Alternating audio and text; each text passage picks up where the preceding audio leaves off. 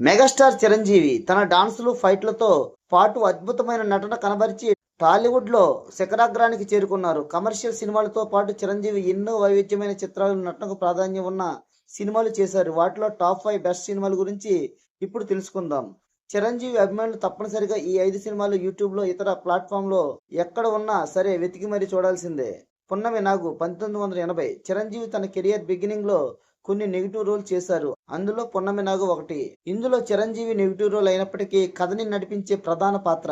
చిరంజీవి గారి కెరియర్ లో beginning days లో వచ్చిన ఈ మూవీని రాజశేఖర్ అనే దర్శకుడు తెరకెక్కించారు. ఈ మూవీలో స్టార్ హీరోయిన్ కీర్తి సురేష్ తల్లి మేనక చిరంజీవికి జోడీగా నటించడం విశేషం.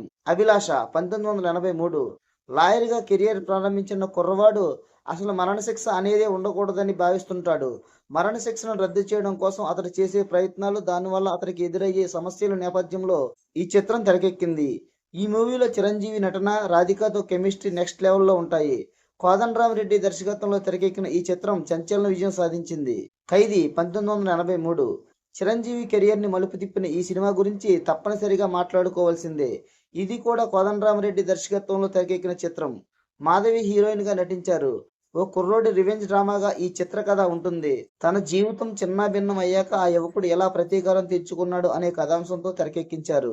చంటబ్బాయి 1986.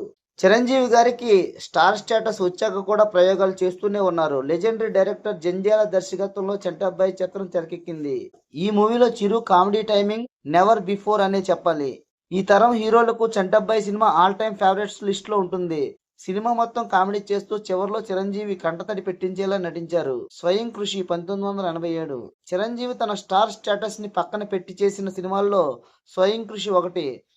కళా తపస్వి కె. విశ్వనాథ్ దర్శకత్వంలో తెరకెక్కిన ఈ చిత్రంలో చిరంజీవి, విజయశాంతి జంటగా నటించారు.